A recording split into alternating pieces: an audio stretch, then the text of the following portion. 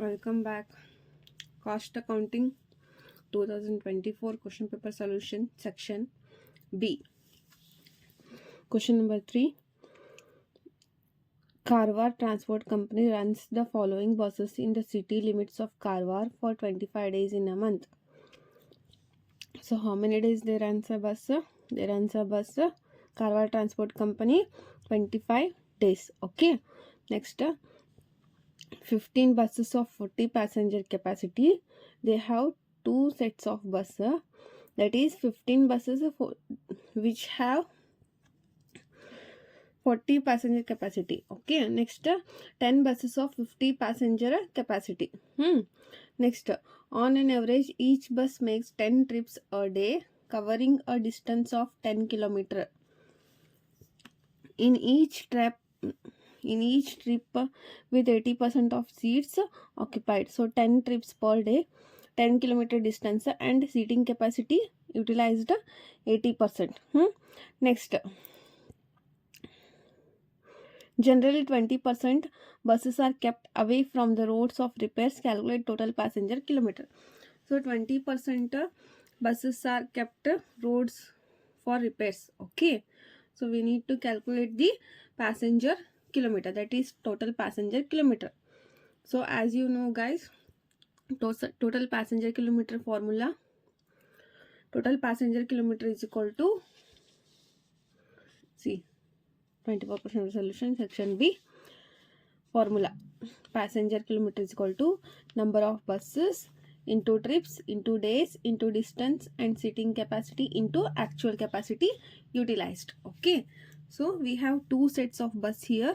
So ಎರಡು set bus ಅದಾವ.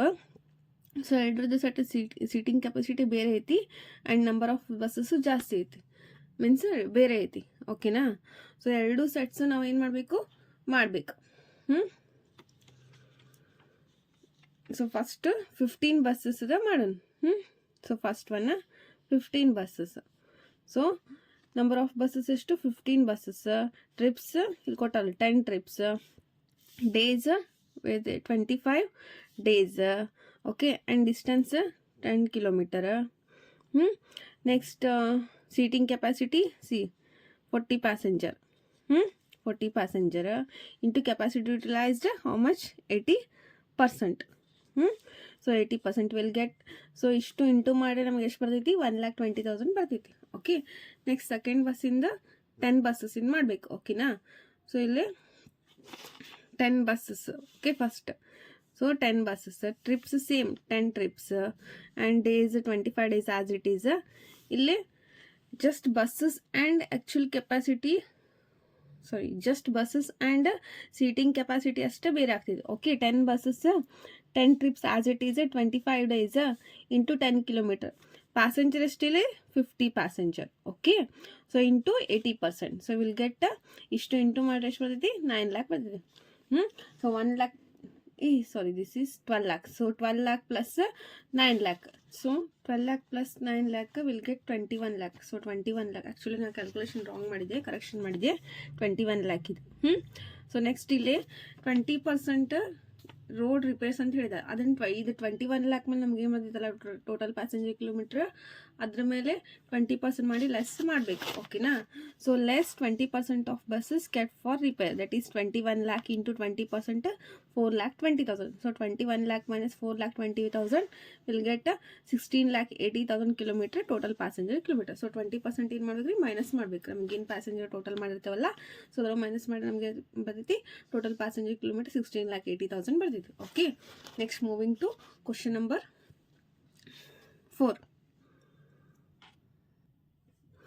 Calculate contribution PV ratio BEP in units. So you ಮೂರು calculate ಮಾಡಬೇಕು. Selling price per unit 20 rupees, variable cost per unit 10 rupees, fixed cost 1,80,000. Okay, so first ಏನು ಮಾಡೋಣ? Contribution ಮಾಡೋಣ. So contribution formula ಏನ್ರಿ? Sales minus variable cost. Okay, C contribution is equal to selling price per unit minus variable cost per unit. So selling price how much? 20 rupees. The variable cost 10. So 20 rupees minus 10 rupees will get contribution 10. Next PV ratio formula. So PV ratio formula is PV ratio is equal to contribution divide by sales. So contribution 10 rupees already ನಾವು calculate ಮಾಡೀವಿ. ಓಕೆನಾ. Next sales ಎಷ್ಟು 20 rupees. So 10 divided by 20 will get 0.5 into 100 ಎಷ್ಟು 50%. So into 100 ಎದಕ್ಕೆ ಮಾಡಿದ್ವಿ ಅಂದ್ರೆ ನಾವು P V ratio percentage ಒಳಗೆ ತೋರಿಸ್ಬೇಕು. ಓಕೆ, ಅದಕ್ಕೆ. So 0.5 into 100 50%. Next break even point in units, that is BEP in units. Formula ಐತಿ ನೋಡೋಣ. So BEP in units fixed cost divide by contribution per unit. So fixed cost ಎಷ್ಟು 1,80,000. Contribution per unit ನಾವು already calculate ಮಾಡಿವಿ, ಎಷ್ಟು 10 rupees ಬಂದೈತಿ. So 1,80,000 divided by 10 will get 18,000 units, BEP units. Okay. Next, moving to question number 5. Prepare a reconciliation statement from the following profit as per cost account. So profit as per ಏನು ಮಾಡಬೇಕು, ನಾವಿಲ್ಲಿ reconciliation statement calculate ಮಾಡಬೇಕು. Profit as per cost account ಕೊಟ್ಟಾರ. Profit as per cost account first ಅದನ್ನು ತೊಗೋಬೇಕು. That is profit as per cost account ಅಂತ ತೊಗೋಬೇಕು. Next interest debited in financial account. So debited purely financial charges minus ಮಾಡ್ತೀವಿ. Next over absorption of overhead in cost account means over absorption, that is over recovered in cost account. Overhead over recovered in cost account. So over recovered ಅಂದರೆ ನಾ ಏನು ಹೇಳಿದೆ plus ಮಾಡಬೇಕು. Next preliminary expenses written of purely financial charges minus. Next under valuation of opening stock ಏನು ಮಾಡ್ತೀವಿ minus ಮಾಡ್ತೀವಿ. Next over valuation of closing stock ಅದನ್ನೇನು ಮಾಡ್ತೀವಿ ರೀ ಮೈನಸ್ ಮಾಡ್ತೀವಿ. So let us go through the solution. Reconciliation statement particulars rupees. First ಏನು ತೊಗೋಬೇಕು, profit as per cost account 40,000. Profit as per cost account 40,000. So ಇಲ್ಲೇ ಏನು first add items add ಮಾಡೋದು. So add item ನಮಗೇನು ಒಂದೇ, that is over absorption of overhead in cost account ಎಷ್ಟು 16,600. Add over absorption of overhead in cost account 16,600. 40,000 plus 16,600 56,600 ಬರ್ತೈತಿ. Okay. Next minus item. So first ಯಾವುದಿದೆ ಇಲ್ಲಿ interest debited in financial account 2,000 less interest debited in financial account 2,000. Next ಯಾವುದು preliminary expenses written off 2,600. preliminary expenses written of 2,600. Next, under valuation of opening stock in cost account 3,000. Under valuation of opening stock in cost account 3,000. Next, over valuation of closing stock in cost account 5,000. So over valuation of closing stock in cost account ಬರೀಬೇಕು. Okay 5,000. So ಇಷ್ಟು total ಮಾಡಿ ಎಷ್ಟು ಬರ್ತದೆ 12,600 ಬರ್ತದೆ. That is 2,000 plus 2,600 plus 3,000 plus 5,000. Okay, ಇಷ್ಟು ಮಾಡಿ ಎಷ್ಟು ಬರ್ತೈತಿ 12,600 ಬರ್ತೈತಿ. ಸೊ 56,600 ಮೈನಸ್ 12,600 ನಮಗೇನು ಬರ್ತೈತಿ profit as per financial account ಬರ್ತೈತಿ. Okay, so net profit as per financial account 44,000.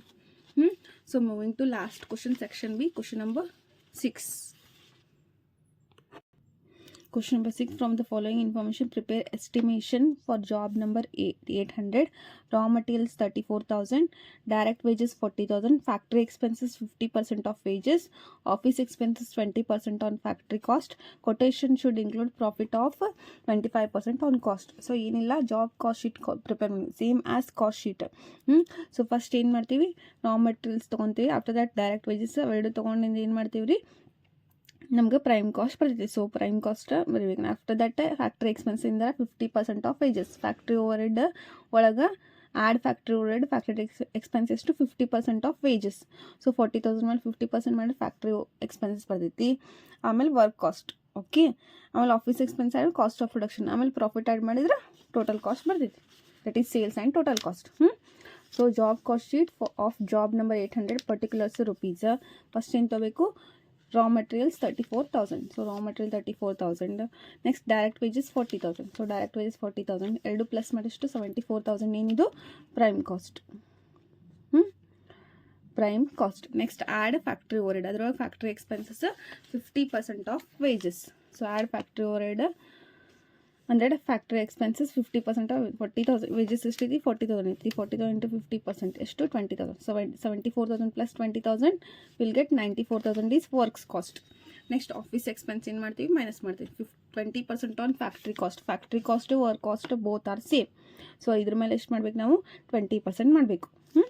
So add office over head office expenses 94,000 into 20%, 18,800. 94,000 plus 18,800 will get cost of production ಎಷ್ಟು 1,12,800. So ಇದಕ್ಕೆ ಏನು ಮಾಡ್ತೀವಿ ಇದೇನು ಕಾಸ್ಟ್ ಆಫ್ ಪ್ರೊಡಕ್ಷನ್ ಅಥವಾ total cost ಅಂತ ಹೇಳಿ ಕರಿತೀವಿ. ಸೊ ಇದಕ್ಕೆ ಏನು ಮಾಡ್ತೀವಿ ಪ್ರಾಫಿಟನ್ನು ಆ್ಯಡ್ ಮಾಡ್ತೀವಿ. ಪ್ರಾಫಿಟ್ ಏನು 25% ಆನ್ ಕಾಸ್ಟ್ ಅಂತ ಹೇಳಿದೆ. ಸೊ ಈ ಕಾಸ್ಟ್ ಇದು ಇದ್ರ ಮೇಲೆ 25% ಪ್ರಾಫಿಟ್ ಬರ್ತೀವಿ. 1,12,800 into 25% profit 28,200. So we'll do plus 1,41,000 is sales.